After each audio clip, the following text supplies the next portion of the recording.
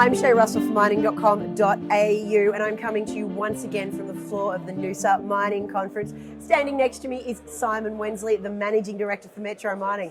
Simon, it's great to see you again. Yeah, How are you? Morning, Shae. Yeah, great. Thank you. Okay, we've got our feet on the ground, not on the barge like one of the times we've spoken in the recent months. Let's kick off. It's been a busy recent quarter for you. You're cash flow positive. Mate, talk me through some of the numbers. Yeah, it's been a great start to the year, Shae. I know since we met at, when we were ramping up, and I think the numbers speak for themselves, really. So we've had a $54 million of EBITDA at the operational site level. That's pretty much like a cash flow for us because we don't have a lot of capital. So that's a really great result. That's been driven by margin.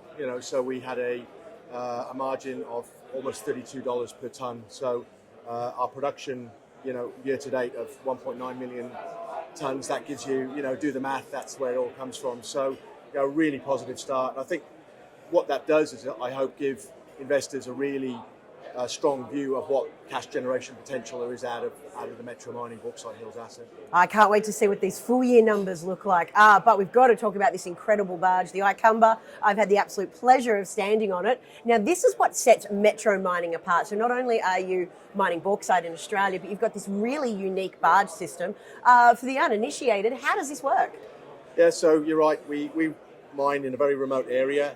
We load barges in a river, which is very shallow. So we use a tug and barge system to get that bauxite out so we can get to deeper water. When we get to that deeper water, then we effectively have an offshore port. And so we don't have to build a very expensive and large port on land. So that's what Ikamba is, cranes, conveyors, ship loader, and that's all sitting about 5 miles offshore. So it is the differentiating factor for us. It's a scalable part of our supply chain, which is great, and so it's performing brilliantly. We got it last year, and we've sort of been ramping it up, getting crew and all of that, stabilizing it, and this year is when we're really going to hit the accelerator. And so she's been performing really, really, really well.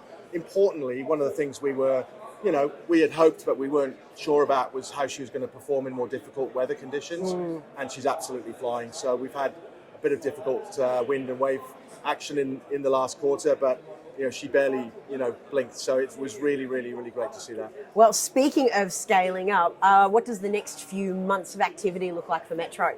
Yeah, so normally our second half of the year is really our strongest part of the year. So as I said, 1.9 million tonnes in the first half, but in this second half, we're going to be targeting about 5 million tonnes of production.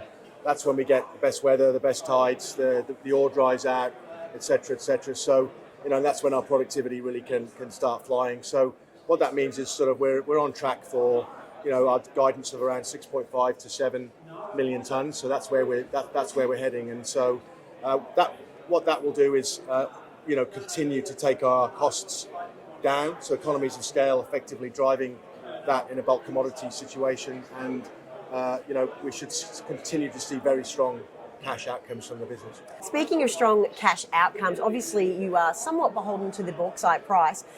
We haven't touched on the market in a couple of months. How's it looking? Yeah, sure, of course. I mean, we can control a lot of what, not the weather, but we can control a lot of what goes on at our site. But the market is what the market is, and so we saw very strong prices at the start of the year. They've come off a little bit. There's been, a supply-demand balance issue that's affecting the price, but they're still pretty strong if you look back over the last few years. It's not clear about how that's going to play out, mainly because one of the biggest suppliers into the market from Guinea, they're running up towards elections. The Guinea government is flexing its muscles and exercising its rights over some of those leases. The many have been cancelled over there, and so that second half of the year, in terms of the supply out of Guinea, is going to be very, very difficult to predict. So I think, we're going to we'll see volatile prices and probably higher prices from where we are towards the end of the year. But, it's, I think, that's the main driver in bauxite. In terms of aluminium, we know what's occurred in the global environment with respect to tariffs and so on. That has had little effect so far, but who knows how that's going to play out. But I think what we're seeing is China and the US heading towards some agreements about how that's going to get settled. So I think generally my customers are fairly positive about how things are going to play out for this year and next year. But I can't let you go, Simon, without talking about the rock. You've actually got some bauxite from your site. Can you give us a little bit of a rundown about this specimen? Sure. So this is how the bauxite occurs at the mine site.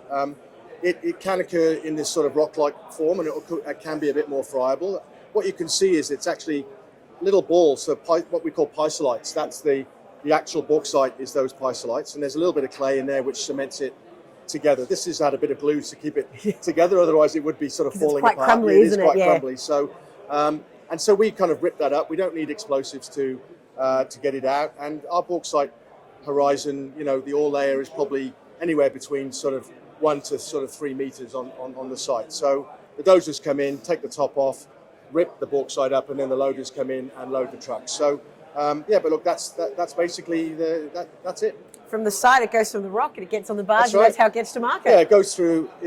Our haul distances are pretty short, so most of our pits are within about 10 kilometres of the port.